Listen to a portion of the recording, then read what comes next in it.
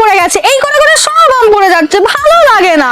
আচ্ছা ঠিক আছে, তুই আমাকে দিবি, আমি চাটনি করে দেবো। হ্যাঁ, ভালো ভালো আমগুলো পড়ে যাচ্ছে আর তুমি শুধু চাটনি করে খাওয়াচ্ছ। খাবো না আমি চাটনি। বাবা তো চেঁচামেচির কি আছে, তুই আমাকে আমটা দে, আজকে এই আম দিয়ে দারুণ টেস্টি চিকেন করে খাওয়াবো। আম দিয়ে চিকেন যখন করবো তখনই দেখবি, আম নিয়েও চেল্লামিল্লি। উফ বাবা, তোমরা দেখলে এই আম নিয়ে কত ঝামেলা। এই জন্য তো ভাবলাম এই আম দিয়ে আর চিকেন দিয়ে নতুন কিছু বানানো যায়। প্রথমে আমগুলোকে ছাড়িয়ে এরকম ভাবে কেটে নেব এবং তার মধ্যে দিয়ে দেবো 1 চামচ সাদা সর্ষে আর 1 চামচ কালো সর্ষে আর 2টো কাঁচা লঙ্কা দিয়ে খুব ভালো করে এটাকে পেস্ট করে নেব। এরপরে চিকেনটাকে খুব ভালো করে ম্যারিনেট করে নেব। প্রথমেই চিকেনের মধ্যে দিয়ে দেবো হলুদ গুঁড়ো, লঙ্কা গুঁড়ো, দিয়ে দেবো সামান্য জিরে ধনে গুঁড়ো, তোমরা চাইলে এটা স্কিপও করতে পারো। দিয়ে দেবো আদা রসুন পেঁয়াজের পেস্ট আর যে আম কাসুন্দিটা বানালাম সেটাকে এর মধ্যে পুরোটা দিয়ে খুব ভালো করে ম্যারিনেট করে নেব। এরপরে 1 ঘন্টা রেস্টে রাখার পর কড়ার মধ্যে সর্ষের তেল দিয়ে তার মধ্যে কিছুটা গোটা গরম মশলা, স্লাইস করে রাখা পেঁয়াজ দিয়ে বেশ ভালো করে ভেজে নেব। পেঁয়াজটা যখনই একটু নরম হয়ে আসবে তখনই ম্যারিনেট করে রাখা চিকেনটাকে এর মধ্যে দিয়ে দেবো। আমি না ক্যামেরাটা অন করতেই ভুলে গেছিলাম যখন আমি চিকেনটা দিয়ে দিয়েছি। যাই হোক, তোমরা একটু ম্যানেজ করে নিও। যেহেতু সমস্ত কিছু দিয়ে ম্যারিনেট করা ছিল তাই ওপর থেকে আর তেমন কিছু দিতে লাগলো না। আমি একটু কালারের জন্য দিয়ে দিয়েছি কাশ্মীরি লঙ্কা গুঁড়ো আর স্বাদ মতো নুন দিয়ে খুব ভালো করে কষিয়ে নিয়েছি। 1 মিনিট, তোমরা কি বুঝতে পারছো আমি এটা কি চিকেন বানাচ্ছি? যদি বুঝতে পারো আমাকে কিন্তু এক্ষুনি কমেন্টে জানাও। চিকেনটা খুব ভালো করে কষানো হয়ে গেলে একটুখানি জল দিয়ে খুব ভালো করে ফুটিয়ে নেব।